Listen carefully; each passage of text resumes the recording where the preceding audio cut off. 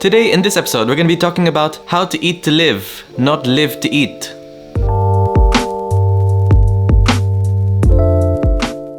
So in today's society, we're so hyper-fixated around food, calories in, calories out, macros, micros, how many times have you been to the gym, what's your body fat percentage, and are you going to be a social media influencer, are you going to get more followers if you're lower body fat, and all those kinds of things. And then you start to think to yourself, your whole life revolves around the gym, your whole identity is the gym, and I'm all for everyone going to the gym. I love going to the gym, I love eating, I love being aware of what macros and micros, because it's just my job as a dietitian. But if anyone asks you, if you were to remove the gym and food, what would your identity be? If you would actually have to think really hard about that, who are you? So I want you to think very hard about that. If you're really struggling to think of who am I if I was to remove the gym and food and calories and calorie counting and all those kinds of things, then I want you to think to yourself, are you living to eat? Or are you just eating to live and actually enjoy memories, enjoy life, spend time with family members, actually pursue your own personal goals, anything that's not related to food? So hi, if you're new here and you don't know who I am, who's this person talking to me about like eating to live and living to eat? I'm Jonathan and I'm a dietitian that supports people who are struggling with binge eating, and I have lots of free resources and one-to-one coaching in the link in the description. And the reason why I'm bringing this up, why you shouldn't be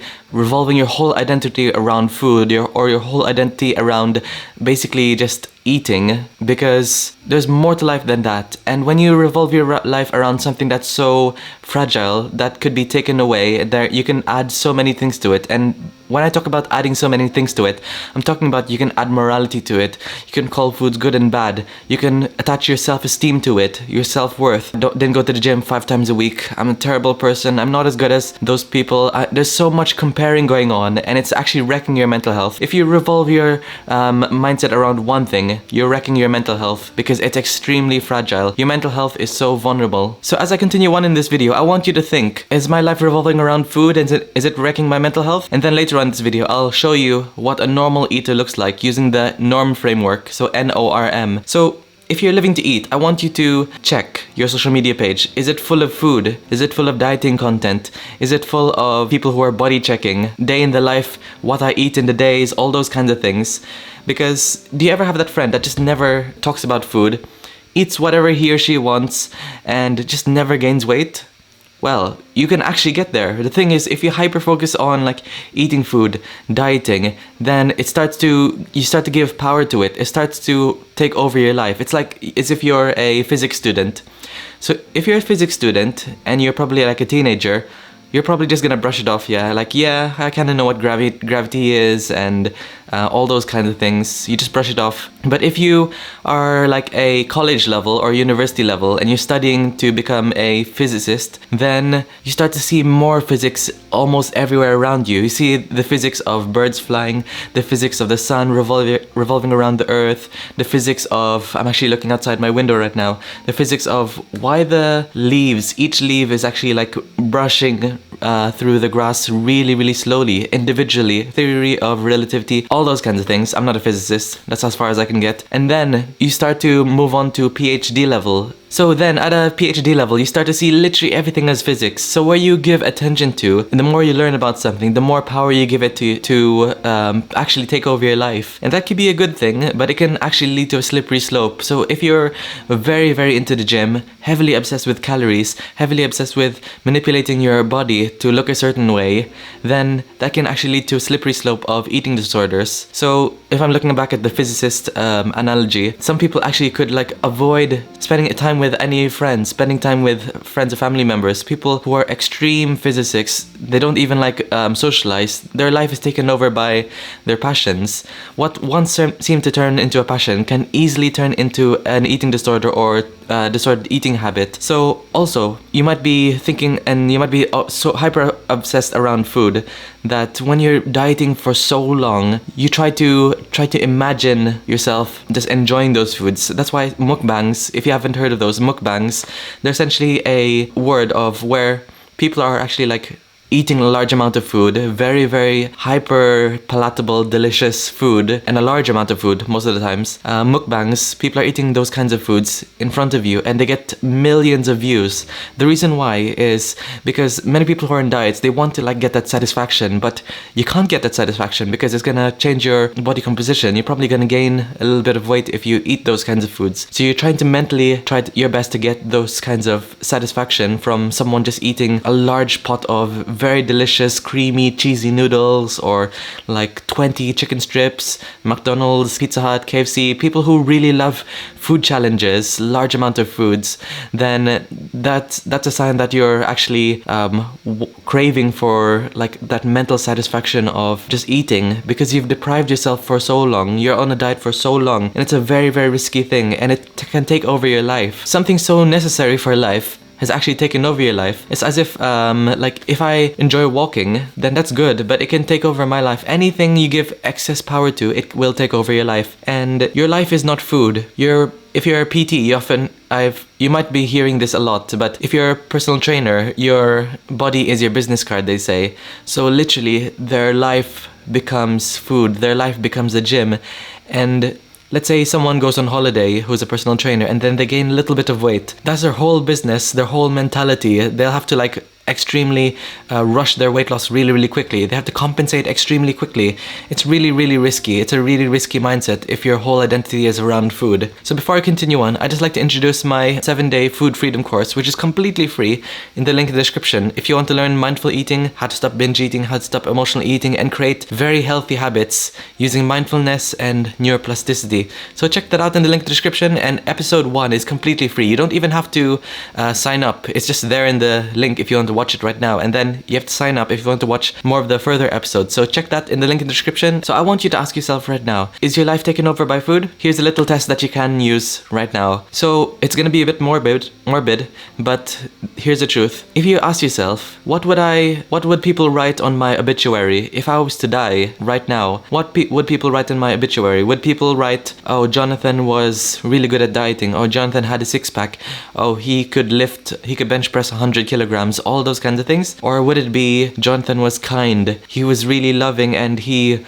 looked after other people, and all those kinds of things? I want you to do this experiment right now, or this exercise. So writing your obituary is a very, very helpful exercise of trying to refocus your identity, trying to refocus your passions and your true needs. So I want you to do that. Maybe if you're gonna do that later, then maybe do it after this video, but what I'm gonna say right now is the normal eating framework, so the norm framework. So what does a normal eater look like? So if we start with letter N, then a normal eater, N, never obsesses about calories. So even as a dietitian, I don't obsess about calories. Food is my work, actually. Food, people's relationships to food, talking to people about diets, medical conditions, psychology, counseling. Even though it's my job, the key idea is you never obsess about calories. So the key word is obsess.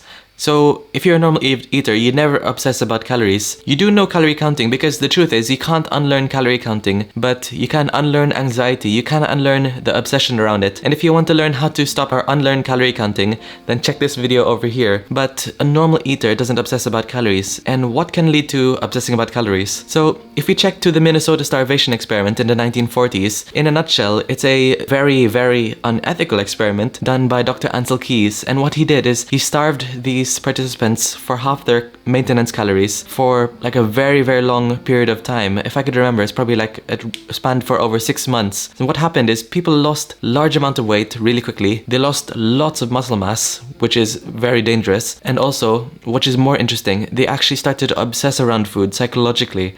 They started to dream about food, fight around people for food. They started to like eat out of trash cans. They couldn't stop thinking about food. Their brains didn't light up when they start to think about their wives or their children. They're hyperfixated on food. So what the Minnesota starvation experiment can really explain is that it can tell us that if we're hyperfixated on food, it's a sign that we're probably starving ourselves. We're probably on a restrictive diet for a very long period of time, or we could be restricting our calorie intake very, very extremely, very acutely in a very, very short term. You could be eating 500 calories or something like that. Extremely, extremely low calories. So if you want to learn learn more, I'm gonna link another video again because this is really interesting to talk about the Minnesota starvation experiment. This video over here will link to how to stop thinking about food all the time, which is really helpful. So moving on to the norm framework, the NORM, letter O stands for they obsess about enjoyment of the atmosphere, not food. So do you ever celebrate with friends, like you go out for a pizza or you go out to eat the meal with a friend, and if you're constantly thinking about, oh, how many calories is this burger and chips,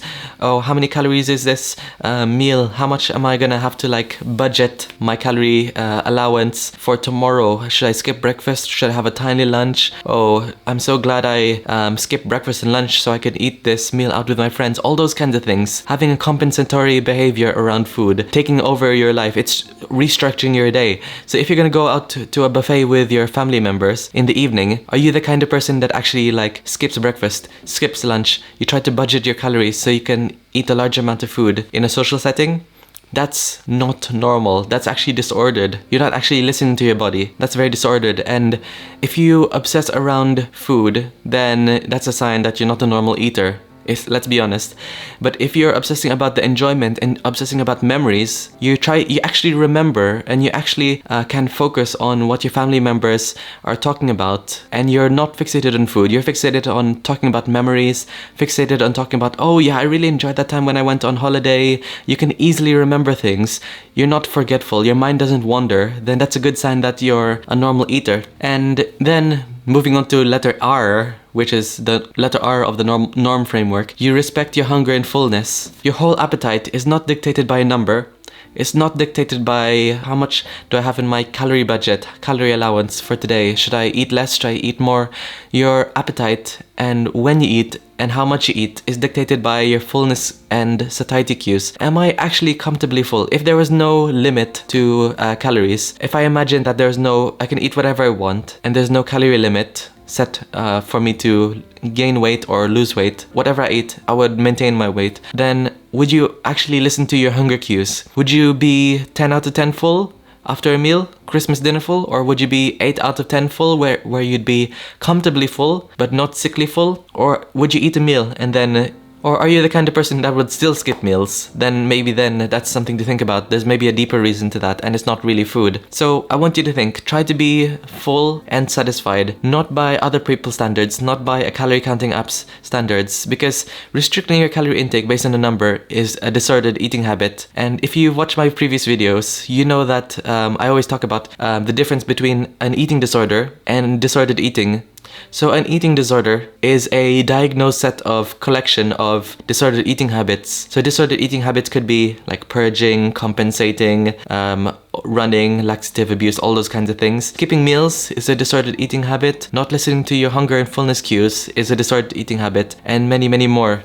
And if you have a collection of disordered eating habits and that gets diagnosed by a doctor, then you have a full-blown eating disorder, which is the mental health condition that has the highest mortality rate of all mental health conditions, which is why I'm very passionate about this. So like higher than mental health conditions such as schizophrenia, depression, and many more. It has the highest mental health mortality rate, which is why I don't want you to get any disordered eating habits. I want you to have normal eating patterns. So now moving on to letter M. So on the norm framework, letter M, you mindfully eat without guilt. So when you eat food, you're actually listening to your hunger cues. You're not restricting your calorie intake. You're able to follow what people are talking about when you actually enjoy meals out with friends. Your mind's not wandering about calories in, calories out. What should I eat tomorrow? What did I eat yesterday? You respect everything, but most importantly, you do it without guilt. So you do it without guilt, and it's important that you also like mindfully eat.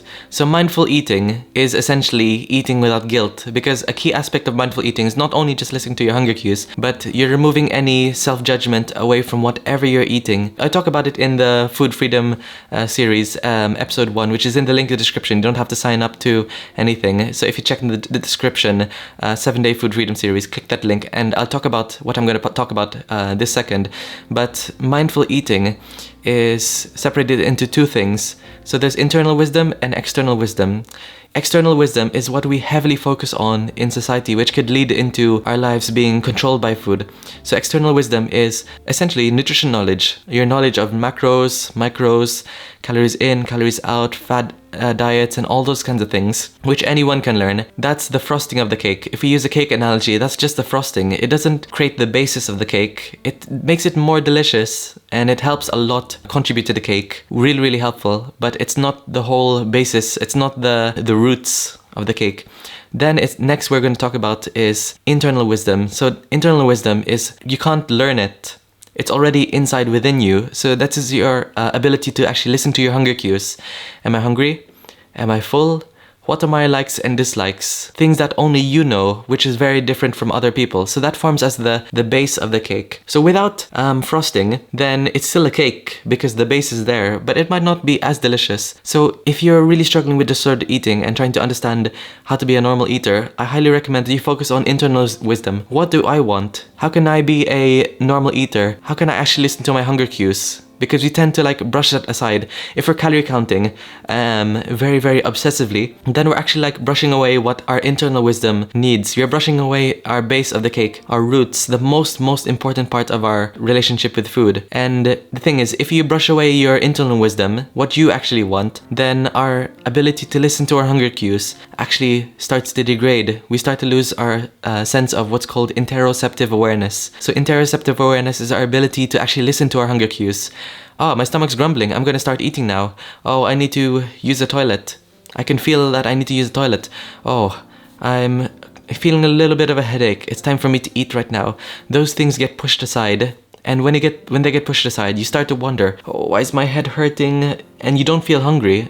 You can't find the solution because your body is telling you you need food, but you brush it aside as something that's not important. You're focused on calories in, calories out as much as possible. So try to focus on internal wisdom, what you want first. Focus on your hunger cues as much as possible to be a normal eater. And then on top of that, secondary is to add the frosting on top, the external wisdom. Use the external wisdom, calories in, calories out, macros, micros, knowledge, nutrition knowledge, diet knowledge as a top up, something to add on top of your baseline internal wisdom. That's how you become more mindful and eat without guilt. If you're following your internal cues, it's what you want. So there's not going to be much guilt associated with it because you are going to be putting yourself first. So in a nutshell, in conclusion of this video, you just have to anti-diet. If you're obsessing around food, you're actually too obsessed about thinking about food all the time, you're calorie counting very obsessively, it's causing you so much anxiety, it's causing you so much body dysmorphia, then put everything on hold. Anti-diet, which I always talk in my videos. Put dieting on hold because you've been going so back and forth with dieting, feast or famine, binge eat, restrictive diet. And the longer you're in this cycle of binging and restricting, then your self-esteem goes lower and lower and lower, and your weight actually increases and increases. The reason why is you might be thinking that you're actually losing weight. Even if you restrict after a binge eating episode, your weight will actually increase. And I'm gonna link this video over here on why you're gaining weight very, very rapidly, even though you're restricting after a binge eating episode. The thing is, you have to anti-diet, you have to eat regular meals, breakfast, lunch, and dinner with snacks in between, as if you're not on a diet at all. But you're still focusing on healthy eating, foods which contain protein, fats, carbs, and fiber. So healthy eating, mindful eating is not just eating pot noodle for lunch. You have to focus on the external wisdom, which is your knowledge of, okay, salmon, broccoli, and rice is very, very healthy. But internal wisdom, more on, what do I want? Well, I know that salmon, broccoli, and rice is healthy, but do I actually enjoy it? No. Personally, for me, I'm not a big fan of that meal. But if I was to convert it by listening to my internal wisdom, what I actually want, I would change it into garlic teriyaki salmon with egg fried rice, with steamed broccoli. That will be much, much more delicious. Those kinds of meals, breakfast, lunch, and dinner, if I focus my diet around protein, fats, carbs, and fiber, that framework, and I listen to my hunger cues regularly and probably aim to eat at maintenance without any intention of losing weight, listening to what I want, then naturally you start to stop thinking about food. You start to become more of a normal eater. You start to naturally shift automatically into mindful eating without guilt because you're listening to what you want. And remember, if your mind is leaning towards thinking about food food, calories, obsession around food, always look back at the Minnesota starvation experiment. The Minnesota starvation experiment, which explains that if you really, really obsess around food and you can't stop thinking about food, you're probably starving yourself some way or another, or you're restricting yourself of something you actually truly love. So I hope you enjoyed this video, and if you really enjoy this video, I know I've been linking lots of things throughout this video, but I love linking these videos because they're all interconnected and this is one part of the puzzle. Then I highly recommend that you check this video out. So this video will talk about why perfectionists always struggle with binge eating. There's a much deeper reason why perfectionism actually leads to binge eating, and it's probably one of the most common causes of binge eating. So I'll see you there in that video. So like, comment and subscribe, and I'll see you in that video.